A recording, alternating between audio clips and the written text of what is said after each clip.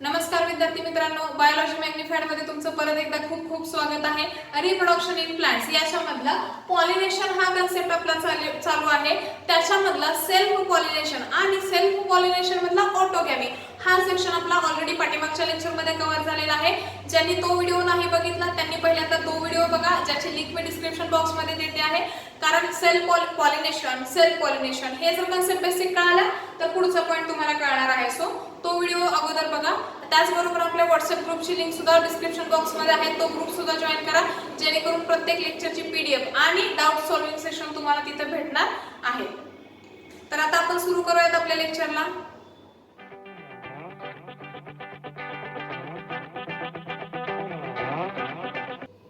गायटोनोगॅमी म्हणजे काय आहे? It is one of the type of self pollination. आणि सेल्फ पॉलिनेशन मध्ये काय असतं? जेनेटिकली सिमिलर प्लांट असतं. ऑटोगॅमी आपला ऑलरेडी झालेला आहे. काय बघूयात आपण, डायरेक्टली सुरू करूयात कन्सेप्ट.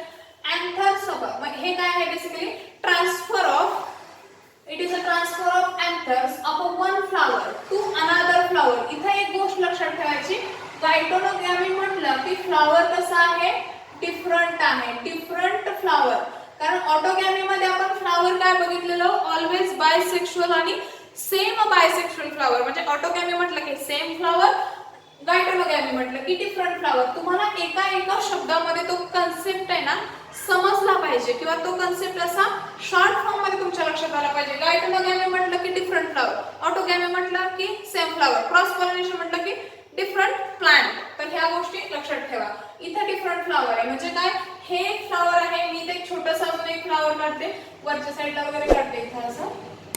हा तुमचा अँथर आहे, त्याच्यानंतर स्टिग्मा आहे, स्टाईल आहे आणि ओव्हरी आहे. आता डायग्राम कशी आली नका बघू, जस्ट तुम्हाला ते क्लिअर झालं पाहिजे. ठीक आहे. Anther transfer of pollen grain, pollen ग्रेनचा transfer anther to the stigma होत असतो. इथं अँथर ऑफ वन फ्लावर, इथला जर अँथर घेतला टू अनदर म्हणजे ह्या स्टिग्मावरती, म्हणजे इथला जो अँथर आहे तो काय होणार आहे? इथं येऊन डिपॉझिट होणार आहे, किंवा इकडचा इकडे जाणार आहे. ठीक आहे. आता हे कुणाचं? प्लांट सेम आहे का? जेनेटिकली सिमिलर आहे का? डिफरंट आहे का? ह्या गोष्टी खूप इम्पॉर्टंट आहेत. फ्लावर डिफरंट आहे इथपर्यंत आपल्याला गोष्ट क्लिअर झाली. Of either the same plant म्हणजे एक तर प्लांट काय असेल? सेम, म्हणजे ही दोन्ही फुलं कुठं असतील? एकाच झाडावर असतील. ऑर जेनेटिकली सिमिलर प्लांट म्हणजे प्लांट डिफरंट असू शकतं. म्हणजे ही दोन फ्लावर्स वेगवेगळ्या प्लांट वरती पण असू शकतात, पण ते दोन प्लांट्स, ती दोन झाडं जेनेटिकली सिमिलर पाहिजेत. म्हणजे टोमॅटोची एक एक्स व्हरायटी आणि एक वाय व्हरायटी, दोन वेगवेगळ्या व्हरायटी आल्या म्हणजे काय झालं?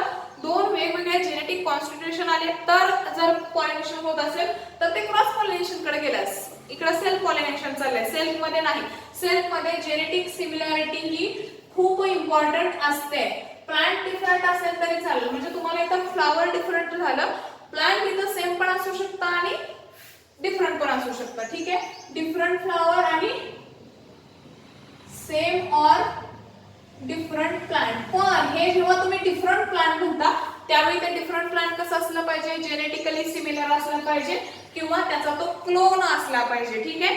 सेम व्हरायटीचे दोन प्लांट हे क्लोन असतात. ठीक आहे. सो हा कन्सेप्ट तुमच्या लक्षात आला. Anther to the stigma transfer होणार आहे पोलन ग्रेनचं.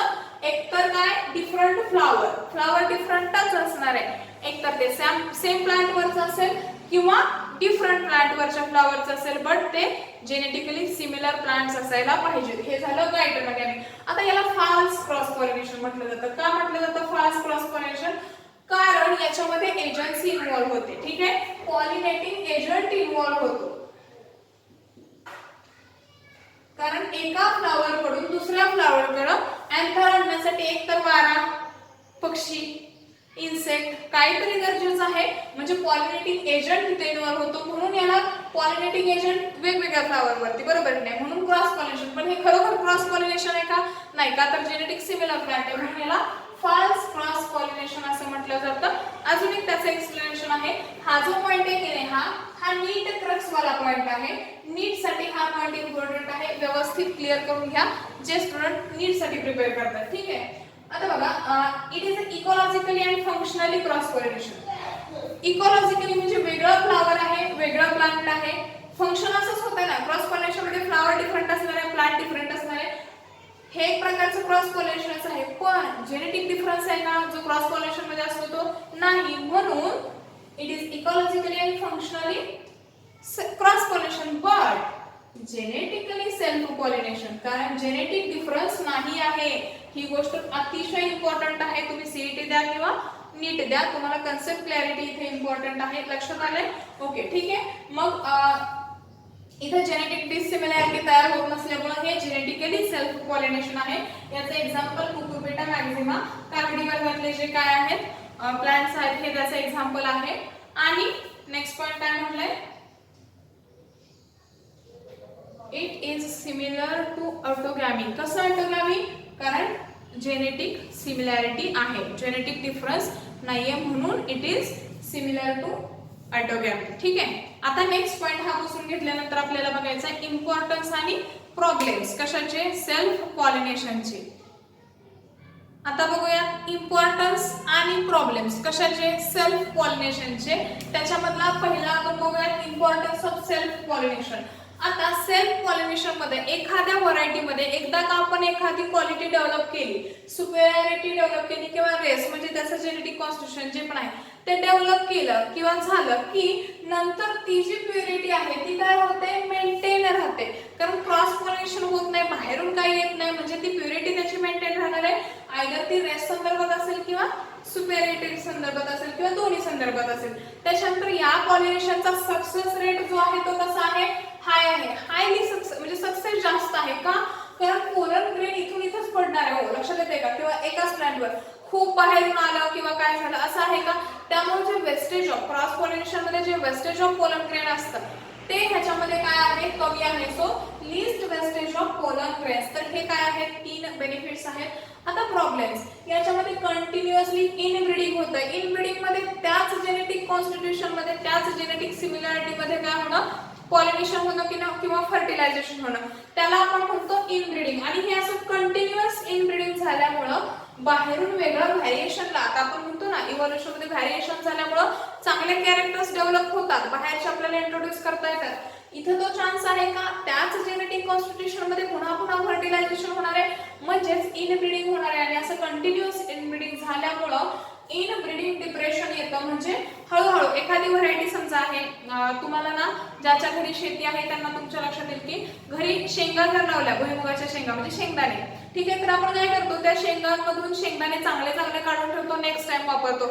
असं 4-5 वर्ष जर आपण तेच बियाणं वापरलं किंवा दुसरं कुठलं पण बियाणं, तर त्याचं यील्ड पुन्हा कमी येतं, म्हणजे उत्पादन जे आहे ते पुन्हा कमी येतं, कारण त्याचा हायब्रिड विगर लॉस झालेला असतो. म्हणजे हायब्रिड म्हणजे जे पुन्हा तयार झालेले नेक्स्ट प्रोजेने त्याचा वाढीचा जोम किंवा ज्या क्वालिटीज आहेत त्या काय होत असतात, पुन्हा लॉस होतात. कारण कुठल्याही प्रकारे बाहेरून काही क्वालिटीवाले जीन्स त्याच्यामध्ये येत नाहीत आणि त्याला आपण म्हणतो इनब्रीडिंग डिप्रेशन. तसंच या कंटिन्युअस इनब्रीडिंगमुळे यील्ड पुन्हा कमी होतं, अडॅप्टिबिलिटी कमी होते, इम्युनिटी कमी होते, या गोष्टी इनब्रीडिंग डिप्रेशन मध्ये होतात. त्याचबरोबर अजून एक, समजा या अँथरमध्ये एखादा लीडर जीन आहे.